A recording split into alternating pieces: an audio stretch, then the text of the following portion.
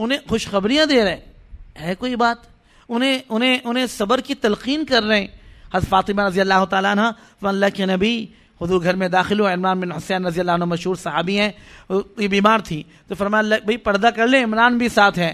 फरमाया अल्लाह के नबी कोई और चीज़ नहीं है दुपट्टा जिससे पर्दा करूं, लिहाजा हुजूर ने फरमाया मेरा रुमाल ले ले। और फरमाया क्या बात है, आप गए तो वैसे ही बेटी को भूख, और फरमाया अल्लाह के नबी पहले तो भूख थी, अब बीमारी भी आ गई है। हुजूर ने अपने कलेजे से लगाया, फरमाया फातिमा कोई बात नहीं, जन्नत में अल्लाह तुझे मेरे साथ कर देंगे, दुनिया की तकलीफें बर्दाश्त कर ले, आखिरत के दर्जात ले ले।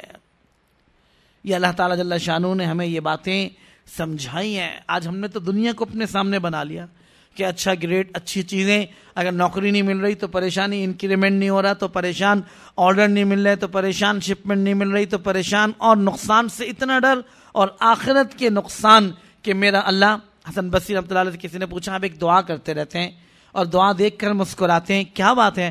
फरमाया 40 साल से एक ही दुआ कर रहा हूँ, ए अल्लाह जब तू मुझे देखे तो मैं मुस्कुरा दूं, तो मैं तुझे देखूं तो तू मुस्कुरा दे।